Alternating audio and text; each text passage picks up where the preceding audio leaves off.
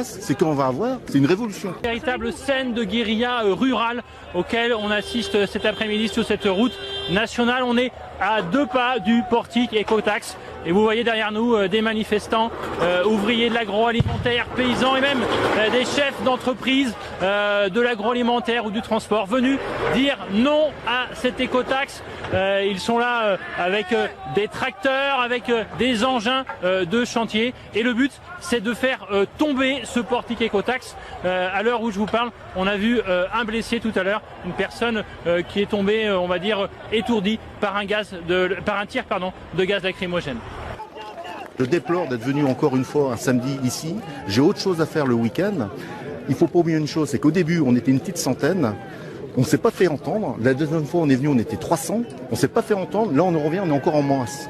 Et le gros problème, c'est qu'on a carrément autre chose à faire que de venir là. Merde, le gouvernement, il n'envoie personne nous écouter. On est face à face avec des forces de l'ordre qui n'ont rien demandé. Nous, on n'a pas à se battre contre les forces de l'ordre. Mais le gros problème, c'est avec la masse, c'est qu'on va avoir, c'est une révolution. N'ayez pas peur de quelque chose qui va se passer. Ah bon? Pas parce que ça va se passer. Il est prévu le grand chaos.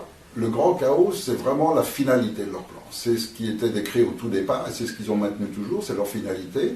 Le principe, c'est assez simple, c'est provoquer une telle pagaille sur la planète où tout le monde s'entretue, où il y a des guerres mondiales, des guerres civiles, où il y a des épidémies, où il y a tout en même temps. Et c'est un chaos tellement monstrueux que le jour où des gens vont arriver avec des forces armées en disant on vient rétablir l'ordre, tout le monde applaudira. Et donc, en créant cette situation, ils se mettent aussi en situation du sauveur qui viendra sauver le monde après. Et ça, c'est leur finalité. Mais on vous sauve dans la mesure où vous êtes les survivants de ce qui vient de cette période qui vient de s'écrouler. Et pour maintenant vous protéger, etc., il faut accepter qu'on vous implante une puce. Et donc les gens vont devenir leurs esclaves. Ça, c'est la finalité. Quand ça va se déclencher, on sait que c'est 2018 à 2025 environ, ou un peu plus. Et de quelle manière? Eh bien, ils ont mis en place donc toute la structure. Donc là, ils ont fait passer les lois qui permettent donc qu'ils gardent tout le capital et donc quand ils écrouleront l'euro, ça provoquera... c'est facile, imaginez que les gens ne peuvent même plus acheter à manger. À ce moment-là, il arrive un moment où les gens descendent dans la rue, où les gens vont agresser les autres, et puis on commencera à avoir les premières émeutes, etc. Ça va venir très vite. Sans compter qu'en plus, ils ont prévu cela aussi en utilisant les religions ou en utilisant les ethnies, ça dépend des pays, et ils ont donc introduit les soldats qu'ils ont formés pour Daesh, ils les ont introduits dans ces vagues d'immigration récentes qui ont déferlé sur l'Europe pour disposer dans chaque pays de soldats bien entraînés, bien formés, capables de tout, qui vont profiter de cette période d'émeute, de cette période, etc., pour déclencher cette guerre civile. En même temps, ils préparent aussi une guerre mondiale. Il suffit de voir récemment encore les affrontements avec la Chine dans la mer de Chine. Il suffit de voir aussi que les Américains ont envoyé toutes les troupes européennes sur les bords de la frontière russe.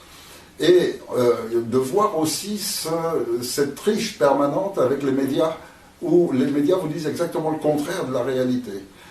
Prenons juste ce cas, par exemple, précis de la Russie. Imaginez que vous soyez dans votre maison, avec votre jardin autour, et puis vous avez des voisins en face qui ont aussi leur jardin, etc. Vous les connaissez depuis toujours, etc. Et puis un beau jour, les voisins ne sont plus là. Il y a d'autres gens à la place. Et puis, vous vous posez des questions, et ces gens vous disent, ben non, on est les propriétaires légitimes et tout, on a assassiné les autres, ou ils sont partis, enfin, ils raconteront n'importe quoi de toute façon. Mais tout d'un coup, vous avez des nouveaux voisins. Et ces nouveaux voisins commencent à installer des fusils qui sont tous dirigés vers vous, vers votre maison. Et puis vous voyez qu'ils commencent à cercler et à encercler complètement votre maison et à vous poser de plus en plus d'armes, à amasser de plus en plus de troupes, et tout est dirigé vers vous.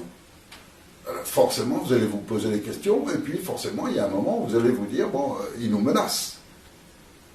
Or, aujourd'hui, les Américains ont envoyé des troupes françaises, italiennes, allemandes, etc., sur toutes les frontières russes pour menacer la Russie, disposent de bases militaires, de bases de missiles, etc., tous dirigés contre la Russie, Et nos informations nous disent que la Russie nous menace.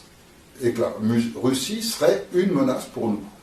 Mais les Russes ne sont pas venus autour des frontières françaises disposer des armes, les pointer sur la France. On n'a jamais été menacés. D'aucune manière, les Russes sont chez eux. C'est nous qui sommes allés au bord de leurs frontières et qui plaçons tout un tas de troupes et d'armes en leur direction. Là, on est donc dans un schéma qui est répétitif, hein, il n'y a rien de nouveau, mais on est dans ce schéma hypocrite d'un travail médiatique qui fait exactement et qui dit exactement le contraire de la réalité.